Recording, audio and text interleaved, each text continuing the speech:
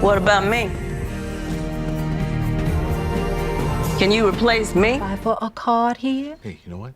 I'm working on that. Do you have an address yet? All right, let's start with this. If you don't know who Debbie Allen is, go ahead and pause this video, Google her, and come back with some RESPECT.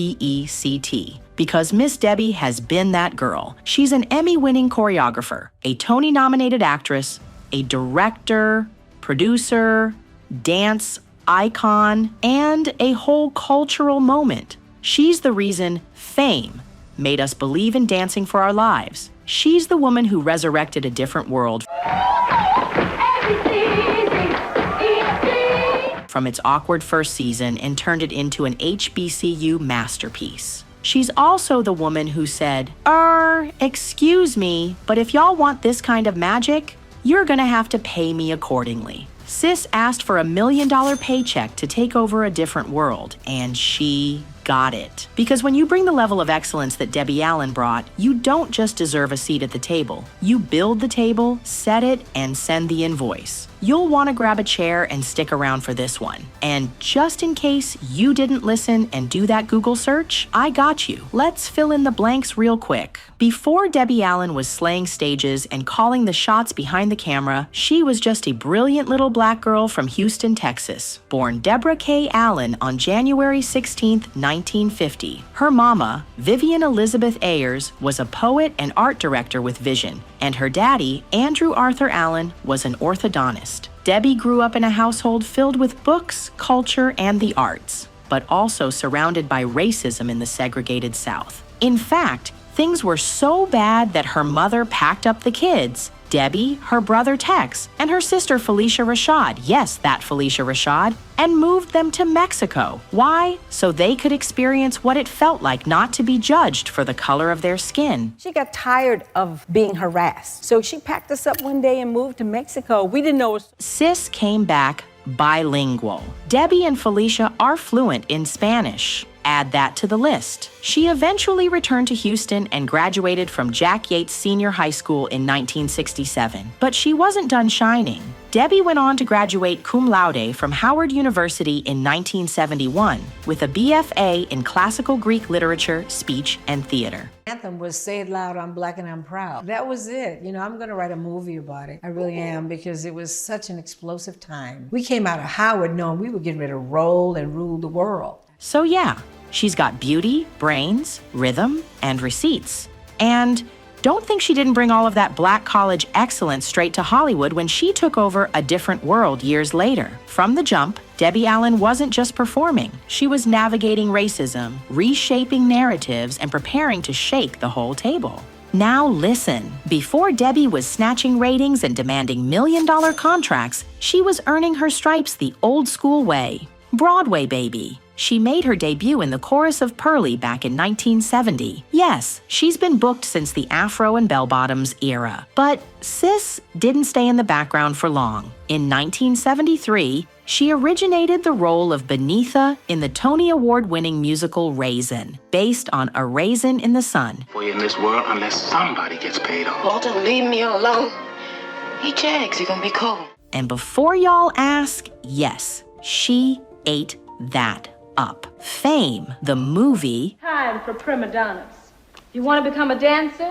You're going to have to work. was already a hit. But when the TV series dropped in '82, Debbie Allen came through like a force of nature. As Lydia Grant, the no-nonsense dance teacher with the slick bun and even slicker one-liners, she delivered that now iconic line. That line is permanently stamped in pop culture. But here's the real gag. Debbie wasn't just acting. She choreographed, she directed, she executive produced. She turned a show about the arts into a global phenomenon. And she did it all while dancing circles around her co-stars. And let's be real, she was doing all this in an industry that wasn't exactly rolling out red carpets for Black women behind the scenes. But Miss Debbie, she made her own carpet, her own spotlight, and her own paycheck. By the time Fame was at its peak, Debbie had racked up 2 Emmys for choreography, and the industry had no choice but to put some respect on her name. I've made a mark and an impact, and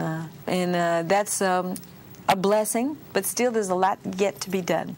So, when Debbie Allen took over A Different World in its second season, the show had already fumbled its first impression. Confused plot lines, cringy writing, and a serious lack of Black college authenticity. Those of us that were watching it that knew historically Black college. It just wasn't giving HBCU realness. Enter Debbie Allen.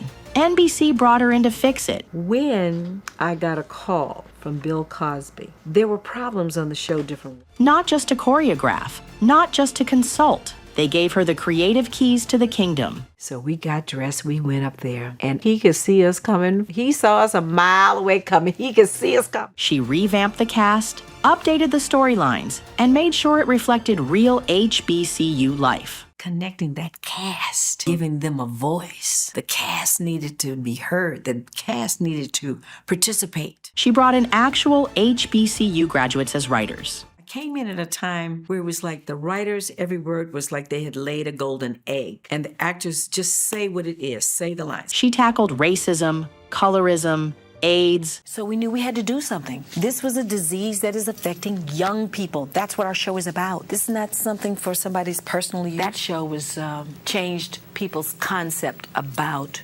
AIDS and that they shouldn't be embarrassed, that they better go get domestic violence, you name it. And guess what? The ratings skyrocketed. The culture embraced it, and A Different World became a classic.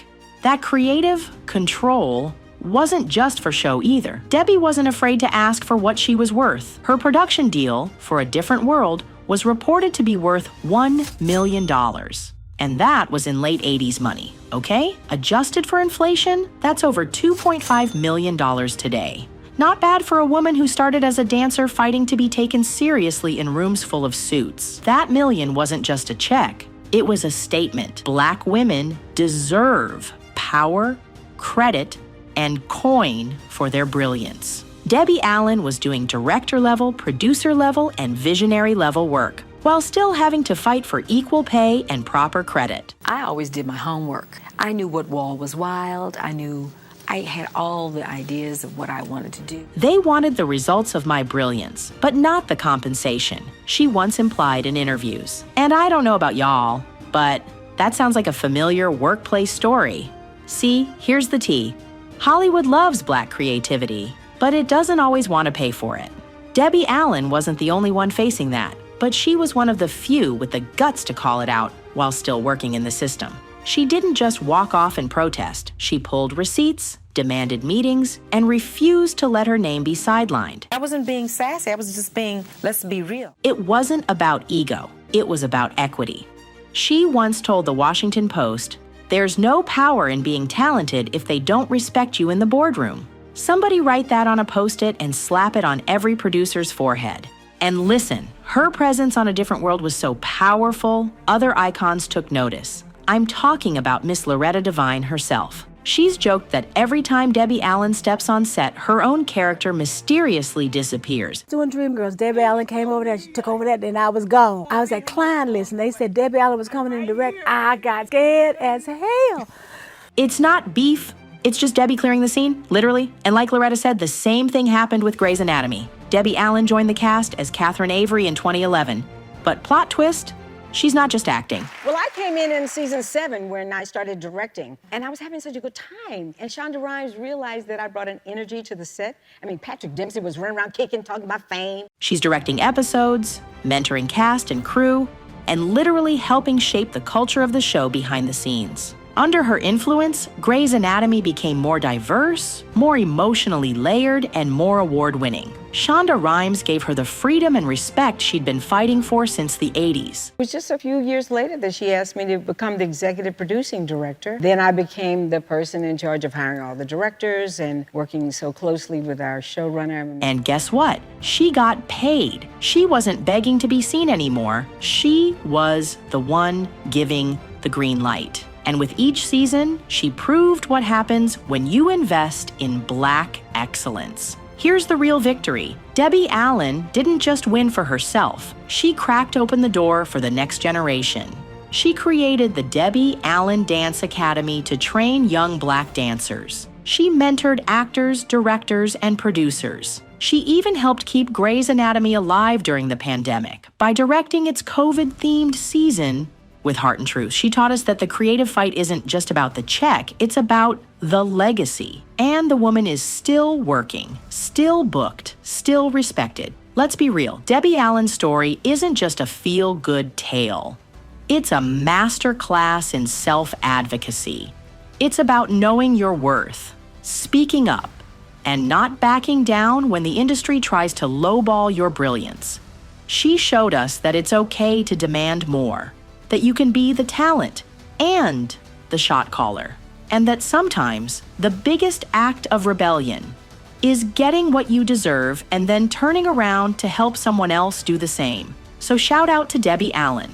From the dance floor to the director's chair, she fought for her coins, claimed her crown, and never let anyone dim her light. And if that ain't enough poetic justice for you, get this. Debbie Allen received an honorary doctorate from the University of North Carolina School of the Arts. Yes, the same school that rejected her at 16, telling her she didn't have the right body type for dance. Fast forward a few decades, and they're handing her diplomas and probably asking for selfies. This woman went from rejection to recognition. Debbie didn't just prove them wrong, she pirouetted over their expectations and kept it moving. So, what's the morale of Debbie Allen's story? It's simple. Know your worth, add tax, and don't let anybody play in your face. This woman turned rejection into redirection, glass ceilings into dance floors, and paychecks into power moves. She wasn't just a triple threat. She was a whole institution. Debbie Allen showed us that being talented isn't enough. You've got to be strategic, fearless, and unapologetic about demanding the respect you deserve.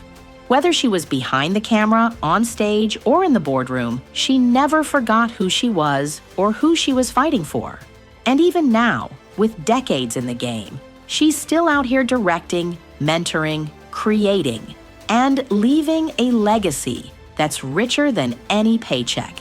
Today, Debbie Allen is 75 years old, still booked, still brilliant, and still breaking barriers. Her net worth sits around $14 million, and she's been married to former NBA star Norm Nixon since 1984.